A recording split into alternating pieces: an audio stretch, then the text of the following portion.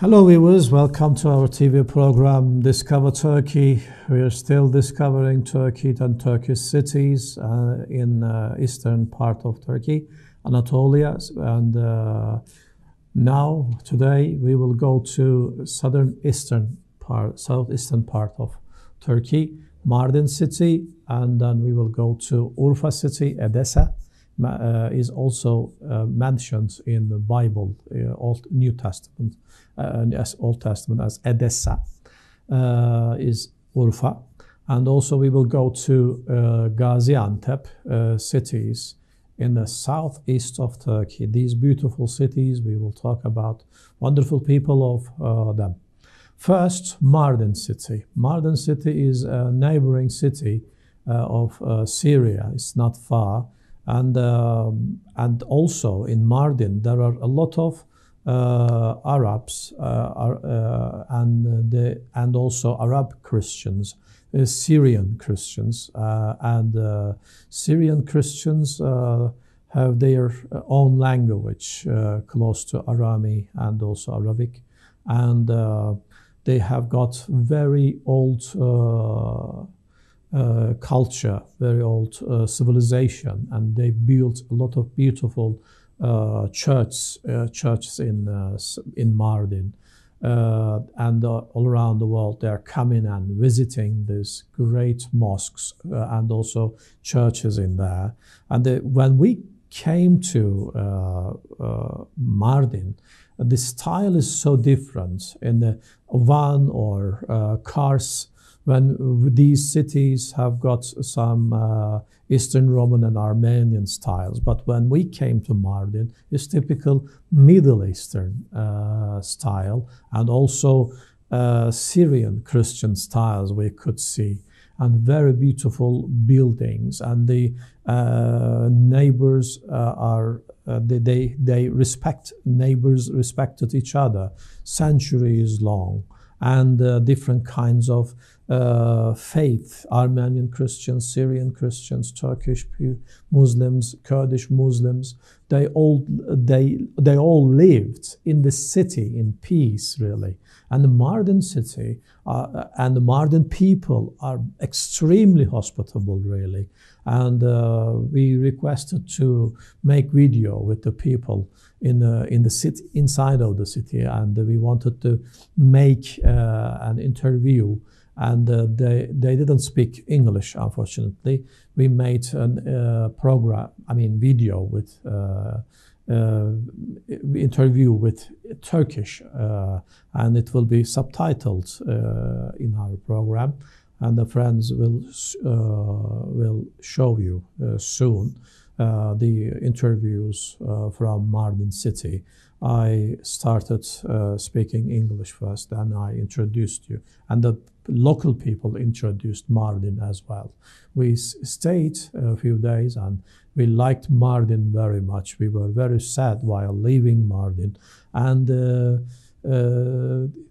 every corner of Mardin is in old town really.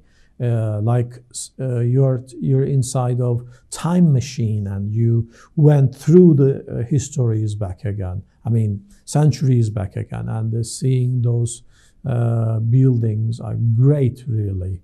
And the mixed melting pot of Christianity, Syrian Christianity and Orthodoxy and Islam, Sunni Islam. Mardin is a real melting pot really of Christianity, Islam, Sunni Islam and Orthodox Christianity, Syrians, Arabs and Armenians and Kurds, Turks are mixed really. But there is one thing common, the hospitality, kindness and the gentleman people of Mardin city really. I thank to them very much just because of their kindness, their hospitality. Even when we made a program, when we made video, they didn't charge. We drank something in their cafe, and when we talked about the videos and introducing Mardin, they didn't charge anything from us. They were unbelievably hospitable really. Even they were bringing drinks to the hotel room, tea of course generally. That is the very common drink in Eastern Anatolia. While we were visiting Mardin streets, we have seen old shops really, and the people are trying to protect their own culture by trading habits, and we were very happy seeing the city originality inside of it, and we made some videos for you from the streets of Mardin. Mardin Castle, the castle of Mardin, is at the top of this hill. Long time ago, after Jesus Christ, Anno Domini 330, it was built. And also a Persian king, when he visited this city, he stayed in this castle, but he got ill and he recovered here. That is why he tried to make the city a developed place. He brought engineers and also some soldiers, Anno Domini 440. Those years also, Black Death started in the city and many people died just because of Black Death those days. After Jesus, 500 around, the city lost its prosperity,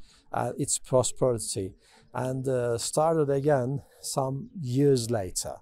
It's really nice to see the different nations, Armenians, Arabs, Turks, Kurds are living here like brothers and sisters in peace.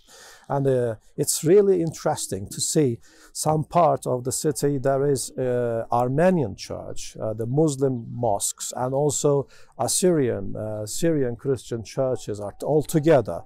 And seeing the peace in the city and the feeling the atmosphere and the ambience here is really nice. Thank you very much. And we had it Urfa, Şanlıurfa. Şanlıurfa means famous Urfa in gloried Urfa, or when we translate into English, brilliant Urfa like. And but Urfa's original name, ancient name, was Edessa. This city is very important city because the first university in the world opened in Edessa in Urfa a long time ago. Those days they worshipped planets, and astronomy and astrology developed in Urfa very much long time ago. and they were observing the stars, some primitive gadgets at the university, and taking notes. And even the oldest temple in the world, Göbekli Tepe, it's on Göbekli Tepe. The scientists, historians are trying to understand. They only one thing about Göbekli Tepe, that is a temple. But they don't know anything about who made it. They know from the age of Göbekli Tepe, the temple, but they don't know the civilization who made that one. And we took some pictures of Göbekli Tepe, and we believe and we hope you like it very much. Inside of URFA, Edessa, URFA is very important also because of Abraham the prophet. He was against Nemrod, the king. The king believed, and he made people, his people believed that he was God. And Abraham the prophet said, no, you are not God. Any person who has got excrement inside of his intestines cannot be God, Abraham the prophet said. He was angry, the king was angry. He ordered his soldiers to capture him, to arrest him, and they threw Abraham the prophet into the fire. According to legendary rhetorics, Abraham was thrown inside of the fire, and the fire turned to a lake, and the wood the inside burning food turned to fish inside of the lake. And that is why today people are not eating those fish inside of the lake, just feeding. Unfortunately, a few years ago, some people from some tourists, they threw some bread or something, and the fish got ill and some of them died. Normally, a special food should be given to the fish. And nevertheless, thank God we have seen fish in the lake, and we were very happy. And after Urfa, we went to Gaziantep. Gaziantep city is called as Eastern Anatolians Paris, they call it. The city is really beautiful. There are tramways and a wonderful city planning, really. We were very surprised when we saw first Gaziantep city. And Gaziantep has got sister cities in Europe, in Germany, in France, in many countries. Gaziantep is really developed city by industry as well. And the kitchen is really great, marvelous. Baklava is a Turkish sweet. Gaziantep is the motherland of Turkish sweet baklava. And Gaziantep people are making this sweet deliciously, uncomparably.